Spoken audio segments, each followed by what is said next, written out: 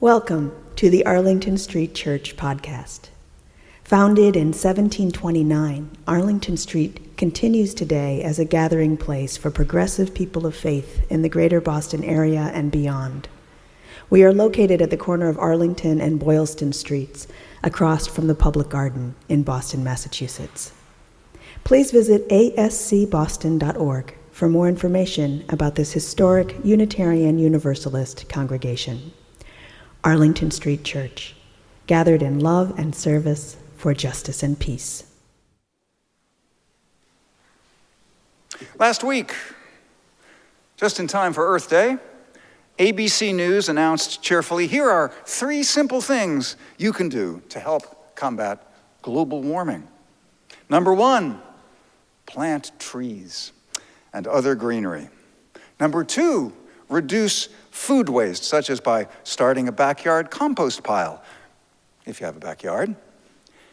Number 3, conserve energy, such as by purchasing Energy Star rated appliances, if you have enough money to purchase an appliance. Now, all of these are good things to do. They are. But the list is as noteworthy for what it omits as for what it contains. There's no mention of the role of corporations or of the governments they spend millions of dollars to influence. There's no hint of the power of collective action to move us toward environmental justice. Instead, we're told once again, it's our personal choices that are responsible for the climate crisis and can solve the climate crisis, which is precisely what corporations and governments want us to think, so we'll blame ourselves instead of them. Corporations like Disney Entertainment, which owns, ABC News. Some of us are old enough to remember 50 simple things you can do to save the earth, published 35 years ago. This best-selling Bible of personal responsibility not only urged us to plant trees, start compost piles, and conserve energy, but also offered simple thing number 2, snap 6-pack rings. Remember those? And number 29, recycle newspapers. Remember those? In 1989, when 50 Simple Things was published, the concentration of carbon dioxide in the atmosphere was 353 parts per million. Today it's 425 parts per million, an increase of more than 20%. Now it's true, if everyone had done all 50 things, we'd have knocked climate change back on its heels by now. But we didn't, and it doesn't look like we're going to anytime soon. So instead of making me feel hopeful, ABC's 3 simple things stirred in me a feeling of hopelessness. Need I recite the parade of horribles marching raucously behind our relentlessly warming climate? Or have we all memorized it by now? Heat waves, drought, famine, mass extinction, global economic and social collapse. You know the drill. We have broken faith with our beloved planet. We have breached the primordial covenant that the earth would sustain us provided we did not take too much or fail to reciprocate our taking with giving back. Now, we face the inescapable consequence of our transgression, the withdrawal of sustenance and protection. It's not surprising that some of us have abandoned hope. What has surprised me has been the emergence of an active campaign against hope. Some of our most thoughtful activists have concluded that hope is a dangerous distraction from the work that must be done. Hopium, they call it. Storyteller and palliative caregiver Stephen Jenkinson calls hope the 4-letter word for people who are unwilling to know things for what they are. Our time, he says, requires us to be hope-free. Talitha Amadea Aho, a young pediatric trauma chaplain, scoffs that young millennials will flee any old fogey peddling hope. She claims to find all the motivation she needs in hopelessness.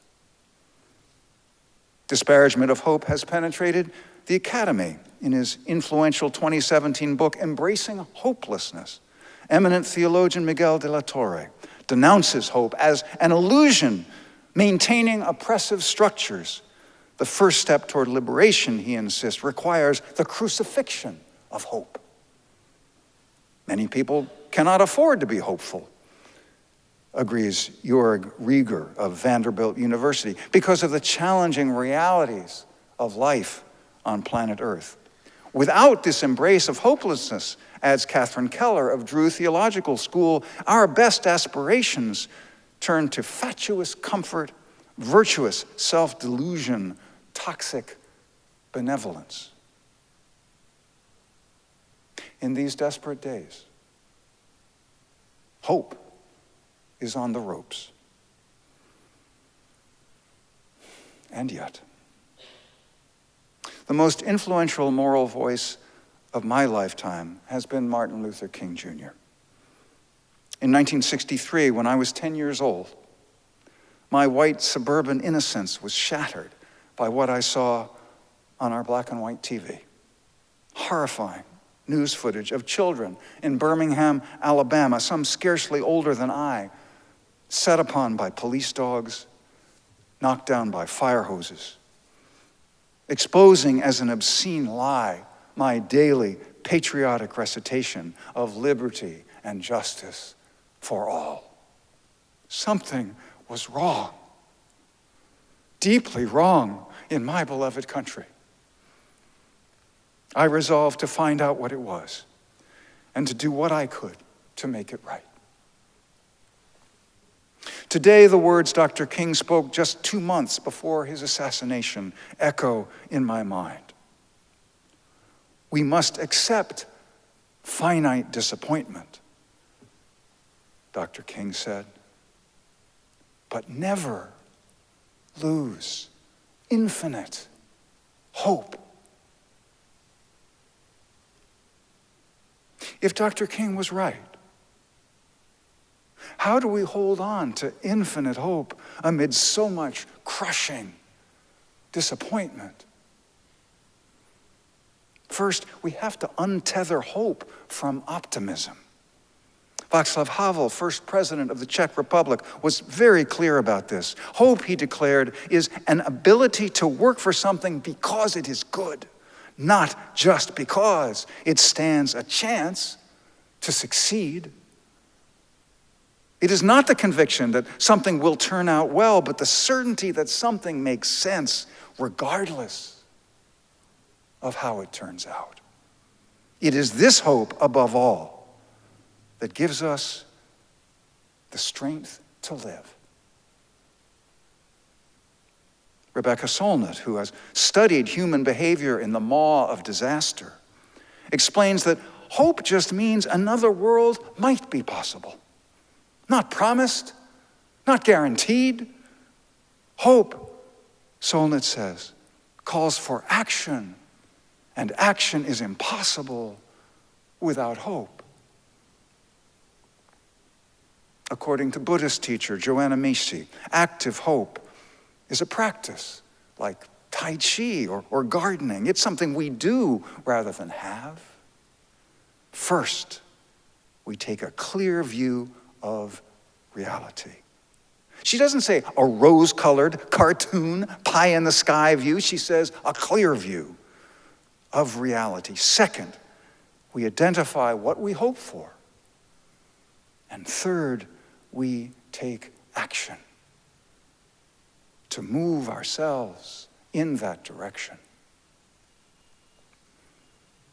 Far from a luxury enjoyed by the comfortable and the cosseted, the privileged and the protected, hope has historically been the lifeblood of the discarded and the dispossessed. studying the spirituals sung by the enslaved. Black liberation theologian James Cone identified hope for the kingdom of heaven to come in those spirituals. But even in the worldly and agnostic blues, he found enduring hope. The blues, Cone proclaimed, are about black life and the sheer earth and gut capacity to survive in an extreme situation of oppression. Singing the blues, Cone said, black people affirmed an authentic hope in the essential worth of black humanity. The better day of which they sang expressed not naive optimism that things would get better, but simply the will to be. In his book, Keep Going, The Art of Perseverance, Lakota historian and storyteller Joseph E. Marshall III writes, hope is one of the sparks by which life sustains itself. Hope is most often the companion of the downtrodden. It dwells in the hearts and minds of those who have experienced loss or tragedy, or anyone whose road seems more uphill than level. There are no guarantees that hope will bring the desired outcome. But if we do not or cannot hope, we have empowered the cause of our difficulty. Cling to hope, Marshall exhorts us, no matter what happens. When I spoke last week with forest ecologist Dan Wells about the challenge of hope, he raised his arm and pointed silently to the walls of his apartment, which display huge, color-drenched, museum-quality prints of the primeval redwood forest, images Dan had photographed himself. In his wordless gesture, I heard, hope abides here, in the ancient forest, in the more than human. Redwoods do not trouble themselves about hope or despair. From seed and sapling to death, decay, and rebirth, redwoods endure. Redwoods are. Dan's silent signal was so simple, so confident, so powerful. It evoked for me Gautama Buddha touching the earth as his witness against Mara, the demonic embodiment of doubt and fear. My colleague, Margaret Bullitt Jonas, Missioner for Creation Care of the Episcopal Diocese of Western Massachusetts, asks a trenchant question. What happens in your body when you don't feel hope? Here is Margaret's answer. If you're like me, you contract. When I go into a hopeless place about the climate crisis, I feel small, helpless, alone. There's nothing I can do, nothing to be done. It's all going to hell, and I might as well quit trying to change that.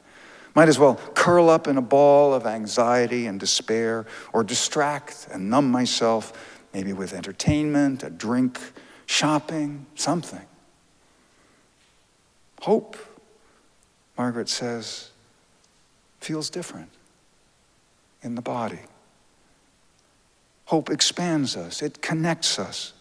It moves us out of withdrawal into engagement, out of isolation into relationship. When we're in a hopeful place, we find energy and courage to act. We know that what we do matters.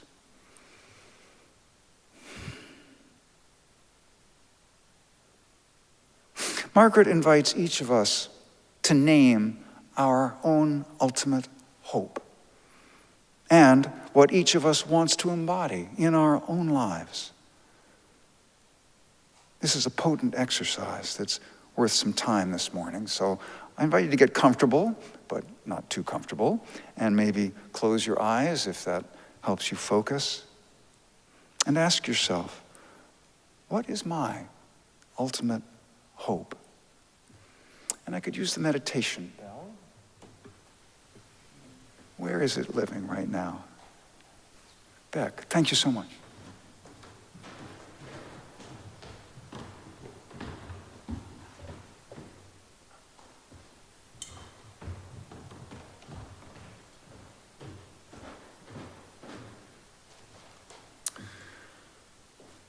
So I'll invite the bell to open and close the silence, and I invite you to ponder that question. What is my ultimate hope?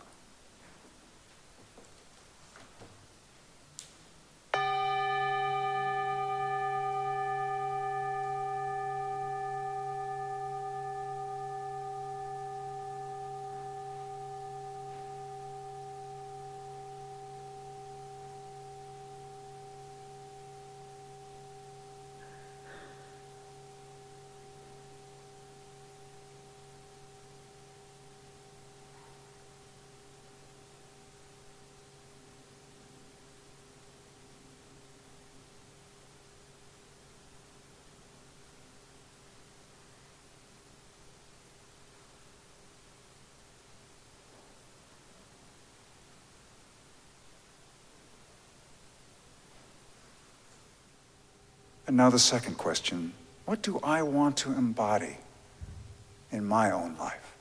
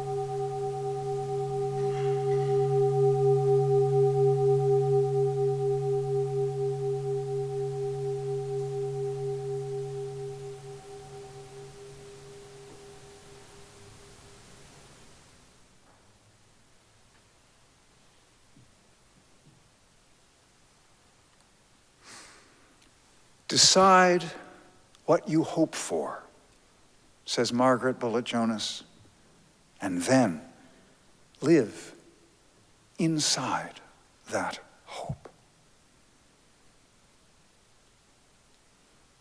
Bereft after the unexpected death of her husband, United Methodist minister and visual artist Jan Richardson wrote The Cure for Sorrow, a book of blessings for times of grief.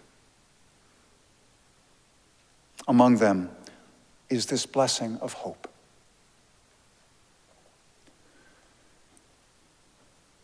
So may we know the hope that is not just for someday, but for this day.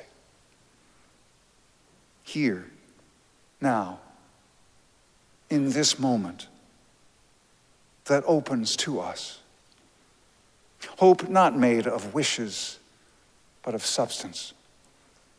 Hope made of sinew and muscle and bone.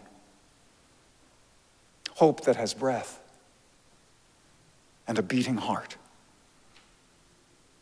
Hope that will not keep quiet and be polite. Hope that knows how to holler when it is called for. Hope that knows how to sing when there seems little cause.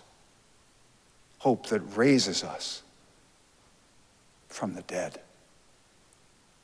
Not someday, but this day. Every day. Again and again and again.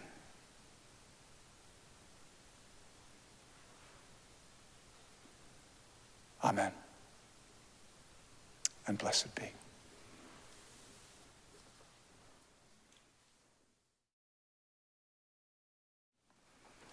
And now, for our benediction, I invite you to put your hands over your heart in Namaste.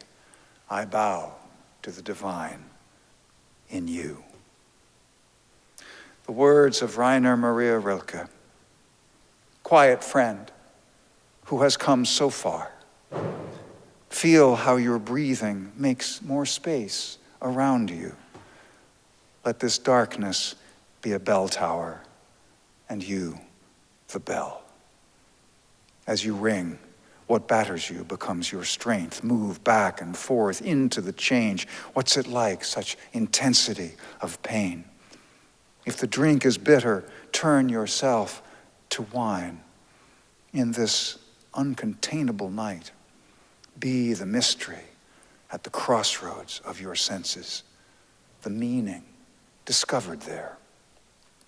And if the world has ceased to hear you, say to the silent earth, I flow. To the rushing water, speak, I am. Let us keep this faith, beloveds, and pass it on. The service begins when the service ends. Bless your hearts. I love you. Amen. And blessed be.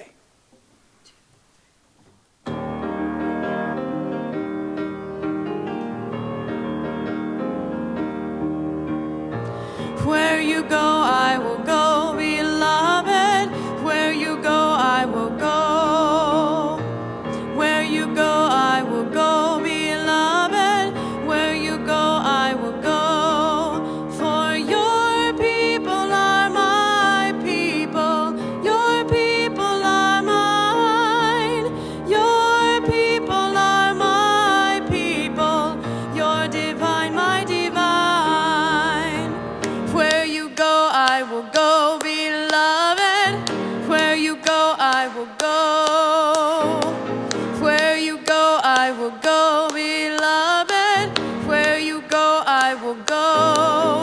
For your people are my people. Your people are mine. Your people are my people. Your divine, my divine.